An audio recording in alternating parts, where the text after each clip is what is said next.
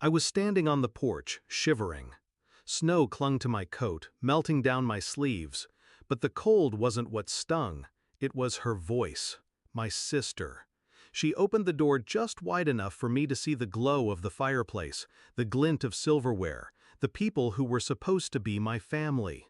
Her eyes slid over me with practiced disgust. "We don't want you here," she said. Then she smirked. "Go ruin someone else's holiday." Behind her, laughter spilled across the table. My family, my blood. They didn't even pause. I forced a smile. Got it, and I walked away. What they didn't know was that I'd already planned for this. Family was supposed to mean something. That's what I used to believe. But I was always the outsider, the one with problems, the one who asked for help and got silence. When Mom was sick, I drove her to every appointment. My sister posted pictures with her at the hospital, as if she'd been there. My brother showed up only for the funeral, then bragged about how strong we all were in his eulogy.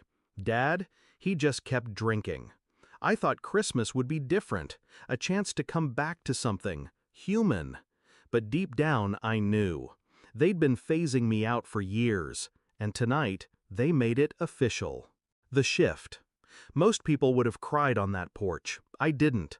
I went to my car, sat in silence, watched the frost crawl across the windshield while my heart slowed into something sharper, colder. If family shuts the door in your face, you stop knocking. You build your own. And I'd already started. 3 months earlier, I'd accepted a position with the very company my father's pension depended on, his lifeline, his pride. He didn't know. No one did. The CEO liked me, respected me, saw something in me my family never cared to notice. That night, while they passed turkey and wine, I sent one text. Just 5 words. "It's time. Pull the trigger." Execution. The move had been in motion for weeks. My father's department had been under review. He bragged at every family gathering that his connections kept him safe. What he didn't realize was that his safety net had holes.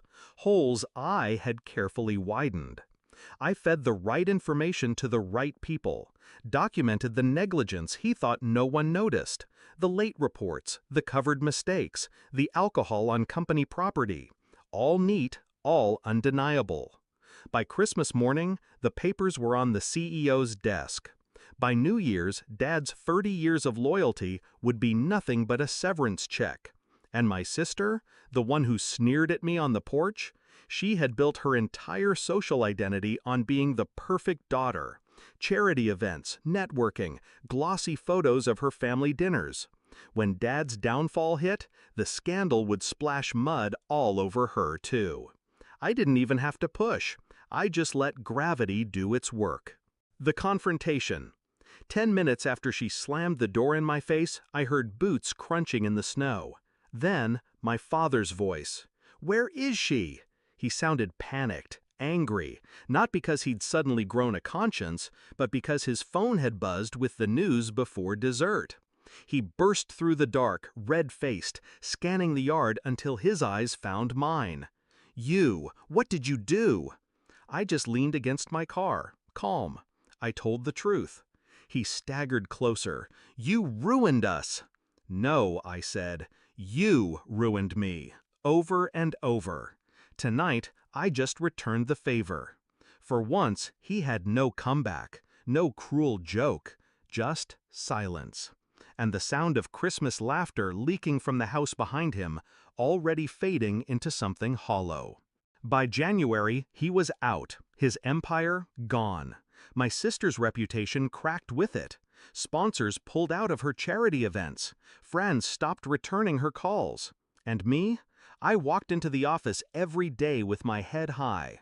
Not the black sheep anymore. Not the punchline. The irony is, I didn't do it to destroy them. Not really. I did it to free myself. Because the night they shut that door in my face, I finally understood. Family isn't who laughs at your expense.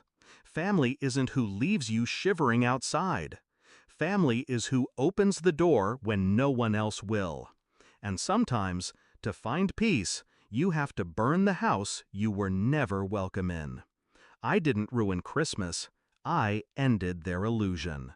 And for the first time in my life, I walked away warm.